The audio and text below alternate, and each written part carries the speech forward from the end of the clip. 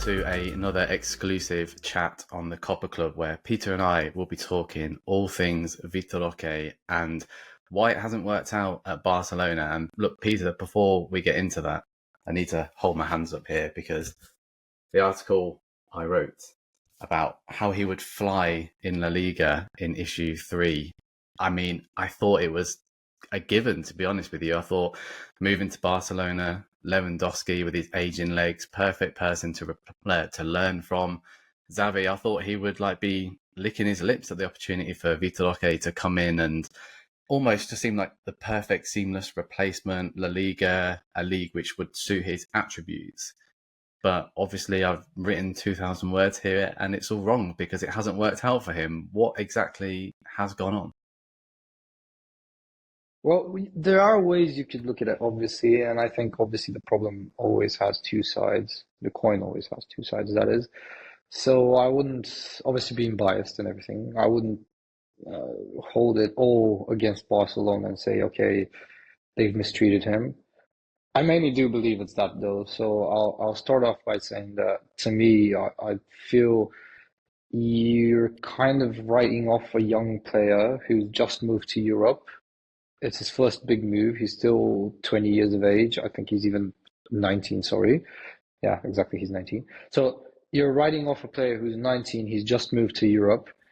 There's still a very big settling period. Every player is different in that settling period per se. So you're looking at that and saying, okay, we can no longer work with that. He's uncoachable. There's nothing over the course of the years, including Paranaense, there's never been, and Cruzeiro, bar his legal issues, there's never been anything that has been reported on his attitude. Yes, obviously there is media talk, but this is Brazil.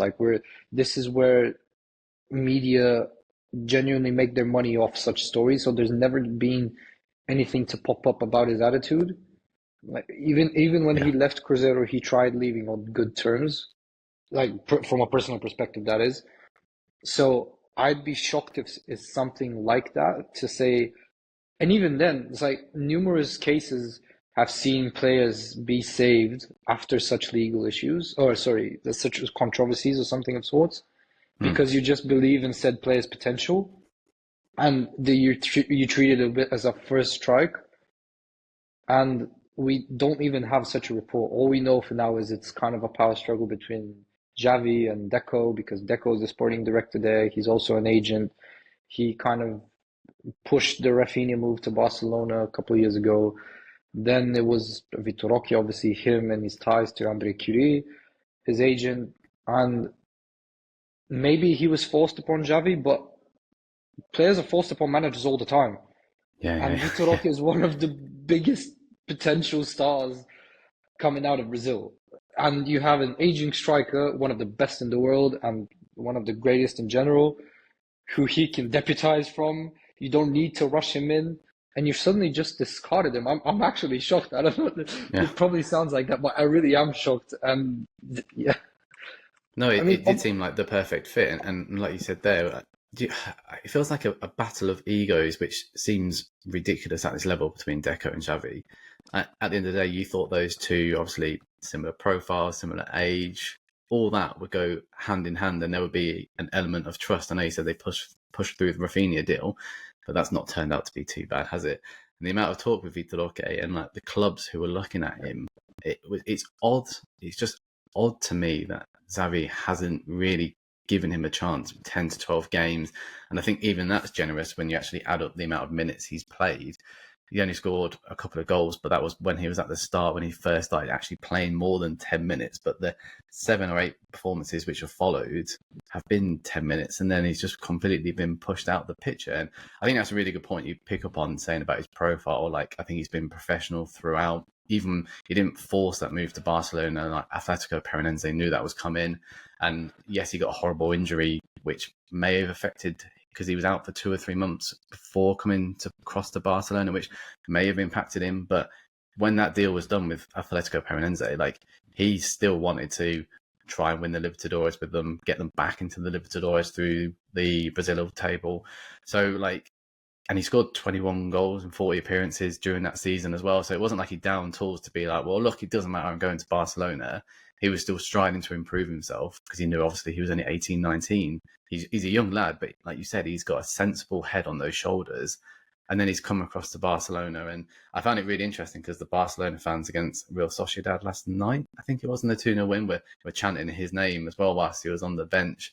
And yeah, obviously the cameras were on Vitor Roque, but we've never heard from the player. He's never come out and said anything, which again could be a testament to his character in terms of like, okay, I don't want to go out and make any statements. The spotlight's on me. Let the media do the talking and I'll figure out what my options are for me.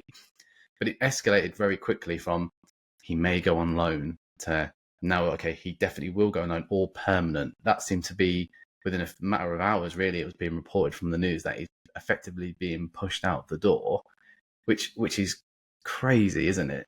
I mean, I'm not really sure what more to add apart from that. I don't know the ins and outs of Barcelona, obviously, but it seemed like a perfect fit. And it's almost turned out to be a bit of a nightmare, but it seems to be down to Xavi over anyone else. Well, I do have a bit of a theory in a sense that due to Barca's Let's obvious hear it. financial issues, I believe obviously, well, it's just an opinion, so I'm not trying to Sure. think like it's kind of anything bigger than that. But by that, Barcelona obviously have big financial issues at hand, and we all know of that. That much is certain. So, who are arguably the players who can generate a relatively mass amount of money in the quickest of possible times? Number one, that's Vitor Roque probably. Even though they spent money on him, that amortization is probably kind of spread out because he had to first become 18 before he actually could join, and so on and so on. And then time passed additionally before the summer window opened. So, and Rafinha. And those are the two players. And ever since like the dawn of time, I feel since Rafinha joined, he's been kind of consistently linked with a move away, even though Mm. he's not playing. If I don't watch Barcelona regularly, I do admit that. And I try to keep up with Vitor Roque's progress, but again, that's limited. But similar to that, I can say Rafinha is probably not as bad as, if anything, like I don't know if he's great, I don't know if he's good, but I wouldn't call him a bad signing. If anything, I've seen highlights and everything. You can It's make been an far honest worse opinion for about sure. it. Yeah, Yeah. you've seen much worse. So I wouldn't say that you need to sell him per se. And I know they have options with Lamine Yamal there and so on, but I kind of feel like this is the Barcelona PR machine in a sense, trying to just push the narrative of Roque tension and so on, and just create an opportunity for themselves to rid themselves of a player that can bring them money. But again, this is just an opinion because there's nothing else I No, could no. actually say Yeah. that would point me in a direction where you just dump a talent like him 5 months in. It's Well, like, pushing a narrative, like you said, but at the same time, it's pushing the self destruction button because, as you touched upon right at the beginning of our chat, they're sharing agent with Esteval, Andre Couré. I think if we're getting that right, Andre Couré. Share the agent with Esteval. Now, Esteval has obviously always been very open and honest, saying that, look, I grew up watching Barcelona. That's the dream for me. But obviously now sharing that agent and seeing exactly what's going on with Vitor Roque, I know at the time of recording, the Esteval to Chelsea deal isn't 100% complete, but it's almost pushing him towards the Premier League club and being like, why would I want to go and join this when this could be me? Even looking not just at Vitor Roque, looking at Rafinha as well, to being like, as you said, they're the two linked out the door at the moment. Rafinha, obviously, Deco signing. Esteval, once again, probably involved for that. And Xavi clearly has a chip on his shoulder about these moves coming across. But this could be a real pivotal moment in modern day football because, look, over the last 10, 20 years plus, Brazilians have gone across to Portugal or predominantly La Liga and set up camp there. Now, we've never really seen too many Brazilians or like key sort of prime eras, Ronaldinho, as I'm thinking about their move across to the Premier League. It didn't happen. And yes, I know money now is playing a huge part in the role of the Premier League.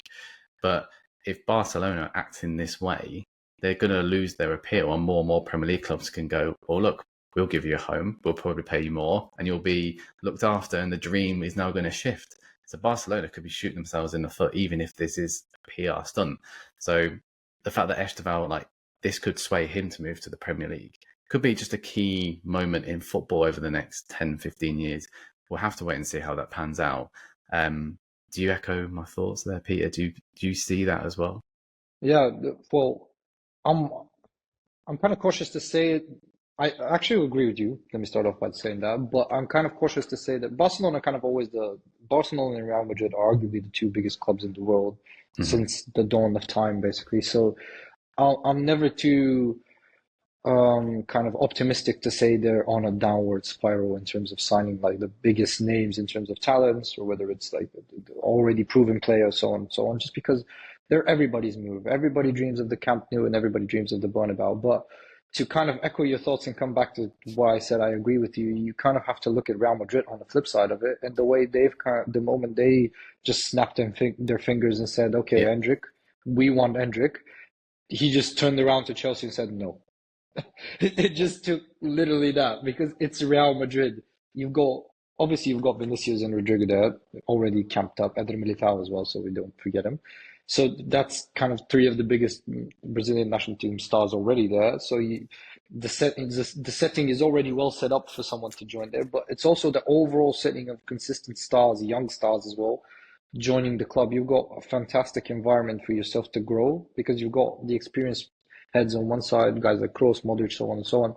And then you've got the young stars coming in, and consistently the younger players kind of gather that experience. Then younger players join in, and it's building blocks like those. Yeah. And then you look on the other side with Barcelona, and I know they're integrating youth players on a different level. It's a completely different policy, and the integration of La Masia talent, it's very admirable. I'm not trying to downplay that in any way, but stuff like this with Roque, with Rafinha, and the way other transfers have panned out, be it, for example, Griezmann is who I remember off the Hmm. top of my head, that came in for big money. Ousmane Dembele, Coutinho, all of them kind of didn't pan out the way they did. Then they were quickly discarded as well. Obviously, I completely agree they with what didn't you're live saying the, about Real Madrid. yeah, Yeah, for they sure. I didn't live up to completely the agree. standard for sure, but it's one thing when it's also a proven player. It's another when you're trying to build a pathway for young players and then you completely discard them after 5 months. It doesn't bode well for the future. So I don't really know what the thinking is. Obviously, we don't know. What gets reported is about 1% of what's actually happening, Yeah.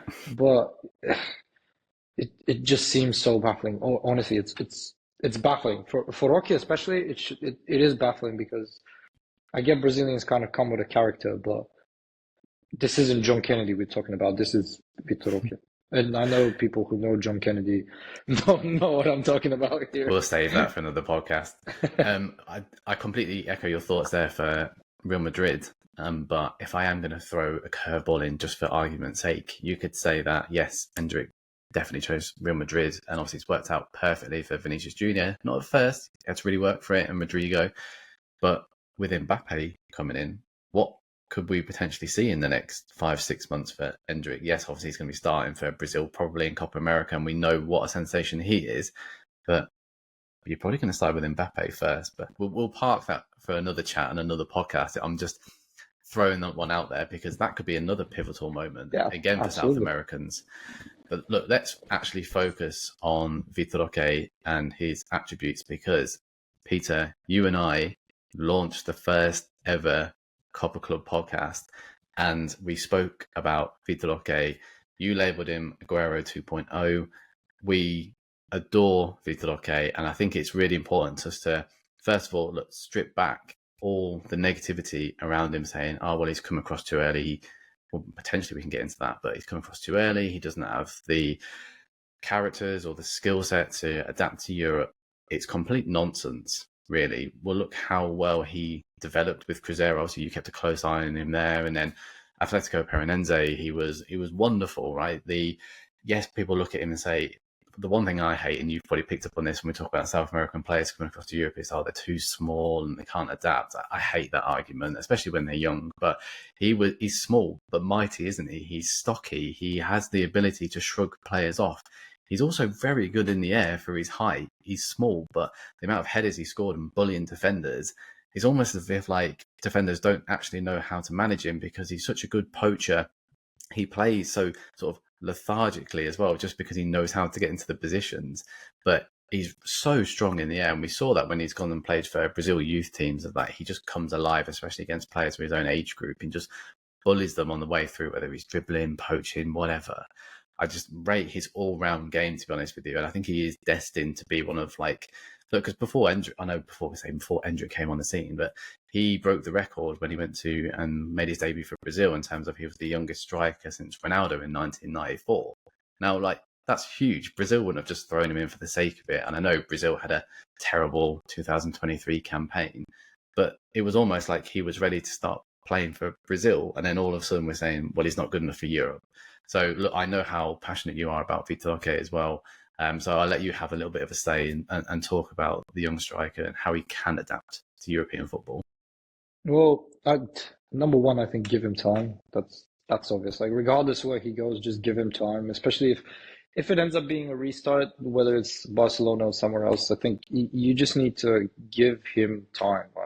I labeled him Aguero 2.0 because exactly as you said, he's very stocky. I'm going to make the comparison in a couple of minutes when we get to that, but he's not someone who shies away from a challenge. I can't emphasize this enough. Like when you look at strikers with that sample size, like Lautaro Martinez, for example, as well is another one that springs to mind. The main thing when they're kind of raised in South America is not shying away from absolutely bullyish defenders because they just have to adapt to those types of players over the course of time. For the life of me, I can't fathom when someone says he's too small. Have you ever watched that player to actually make that statement? Okay, yes, he's smaller. Obviously, if he gets into an aerial duel with a defender that's 20 centimeters above him, he's likely going to be on the negative end of that. I completely understand it. And obviously, but that's where his game changes, right? Because, like you said, he's good in the air, but he's so 100%. You don't. This is yes, okay. For all the kind of negatives in terms of being too small, he's a good dribbler. Like he can beat players to the ball and subsequently beat them for pace, create separation, which is very very vital because there are players who can beat the player but not create the separation with the ball at their feet. He can finish. He's also worked on his weak foot finishing, which is great because one of the best things for a striker is to be capable to finish with both feet. He can finish with his head, meaning that even though he's a small frame player, if you give him the ball on his head, he wouldn't absolutely, I don't know, like place it anywhere like outside of the goal rather than inside it. And you're looking at kind of what you said, a complete package for a player that's very technical, speedy, physical. He can link up play very well. He can score goals. He literally dragged a Paranense side that was him and Fernandinho and 9 other players. And this is no disrespect to Paranense. They've built up their side fantastically over the course of these couple of years. But they were kind of the main two pieces that dragged them to a Sudamericana final. And we're talking about someone like that scoring also at his tender age in his first like really, really serious season, above 20 goals and 40 appearances. And we're talking he can't do it in Europe because of 5 months where he's still adapting to a different championship. Getting 10 minutes serious? Here and there as well, yeah. He also came off an injury, which you rightfully pointed out. I had actually forgotten that, to be honest. Like, I actually forgotten that. And we're looking at this. He's been given minutes. He's obviously, even when he came on, he initially scored. Like, yes, it was kind of a fluffed goal, but it was still a goal. Like, the ball's in the net. You count that. So he's obviously showing the confidence to come in and give you, and work rate. Oh my God, like this guy is a freak. He wants to actually show you how direct and how bullish he can be. He doesn't shy away from the ball. If something doesn't go his way, he's trying his best to make it the other way around. He tries to get on the ball. I'm at a loss for words. Like, I don't know if I got heated up, but I am at a loss for words. Yeah, look, adding more context to that, like Paranense got to the Libertadores final where Philippe Scolari. I said Sudamericana. Yeah, it's all right. It's all good. You're being passionate about it, which is what I like. But Paranense got to the Libertadores final. Yes, Fernandinho came in, but Vitor Roque came in, and Scolari has only had good words to say about him. And he started him in the final against Flamengo at age 17, which I think is really important because Scolari was just like, this kid is like sort of not like the next best, because then you could go, oh, what about Endrick? You're dismissing him. But Scolari was just like, this kid has got it all, and I'm like willing to start him here against Flamengo, the best team in Brazil. And obviously it didn't work out for them because Paranense had a man sent off quite early in that final, so his chances were restricted, which was a shame because in that first half, He was like causing Flamengo's The only backline all guy, sorts of literally problems, the which only person shows that will. exactly. And look, we spoke about Esteval the other day and all about the mentality and the mindset of a player as well. So look, he's a complete package and what he can do inside the box. He's dangerous, right? But he has a good mindset and attitude on and off the pitch, which makes this move to Barcelona even more frustrating. And I suppose we should try and wrap this up as to where he can potentially go next. And I'm a little bit stumped here, and I've made some notes because I've just gone around sort of maybe a little bit lazy, but I've gone around top clubs around Europe, seeing where there's potentially an opening for him. And then this sounds like we're contradicting ourselves a little bit because we're saying how good he is and he could probably walk into a lot of teams. But there's a lot of crowded striker areas across the top teams in Europe at the moment. And the last thing I want is for Vitor Roque to move across to a team where he's not going to be guaranteed 60, 70 minutes in a game and he's going to be getting the same 10, 20-minute treatment at first and having to almost prove himself. And I know he can't just stroll into a side, but he needs that consistency. Now, I heard that Porto were potentially linked for an on loan, but they have obviously Torimi, Danny Nanamaso, Ivan Nilsson, who's obviously just been picked up from Copa America. So that's three, including, I know Danny Nanamaso is a younger striker, but in the pecking order, he started to get some minutes. So that's three sort of players already who will rotate and start for Porto. Benfica have obviously got Marcos Leonardo, so they won't want another Brazilian prodigy. Leipzig, Openda and Ben Sesko. People are saying that Sesko is going to go, but like that's still two quality players there on the books at the moment. AC Milan, they've got nowhere near the talent, but they've got 6-7 strikers, so they're probably trying to ship them out rather than get them into Milan, as you've touched upon. We've got Martinez, but Marcus Thuram as well. Dortmund have obviously got their own young prodigy coming through, Moukoko. So like, there's so many crowded striker areas at the moment, and I know I've purposely almost left the Premier League out there because is the Premier League the perfect place to go and prove himself? Arguably, yes, but at what club, Peter? Okay, number one, obviously Chelsea. And I will make a case for Chelsea, but first of all, if I have to, this was why I said I'm going to make a Yeah. comparison late, because to me, right now, if this is the situation in hand and Barcelona have made the decision, this is like looking at if when Man City picked up Gabriel Jesus a couple of years ago, and after 5 months after he just moved from Palmeiras at the tender age, Hmm. they said, okay, this guy isn't what we want, and they want to discard him. Would you take a punt on that player and his talent? This is literally the same thing. They're not the same player. I'm saying this is literally a similar Hmm. situation if you put the scenario to bed. And in that mind, why I'm using the Gabriel Jesus reference is I think kind of Gabriel Jesus hasn't panned out the way he would at Arsenal. And I know that they're trying to get rid of Eddie Nketiah. Well, get rid is kind of a harsh word, but you understand, like they don't want to keep him. No. So if hypothetically speaking, they kind of keep Gabriel Jesus or keep Eddie Nketiah, they use Kai Havertz in that role, but they could easily be a fit because of the way Arteta kind of uses his strikers. And for 45 million euros, which is the quoted price, that'd be peanuts, especially if they do get rid of Ketia or Gabriel Jesus, because they're likely going to recoup that money via them. Mm-hmm. So I feel someone who's very mobile, who's, as I said, good link-up play, he'd fit Arsenal like a glove. Why I'd make a case for Chelsea, and this is not just my obvious bias, is Chelsea have been linked with a couple of strikers that are very different profiles, largely because Nico Jackson is someone who's kind of able to play off that left-hand side, not exactly a striker, but not exactly a left winger as well. And Roque is someone who also kind of give you a different option, and I think that's what Chelsea are looking at. Hence why they're kind of linked with Sesko. I know they're linked with Osimhen, but all of them are kind of different in a way. And obviously, they'll have to figure out size problems and so on, but taking a punt on Roque when you're looking at someone who might not block Jackson long term, but also maybe you get yourself a good decision. There you have two strikers, two profiles, two different setups, and two different ways to approach something. And you arguably get, because I'm very high on Jackson, and to me, he's going to only develop from here on out. And you also have Roque at your side. Yes, it might be a problem, but because of both actual versatility on the field, it might not be necessarily that much of a problem.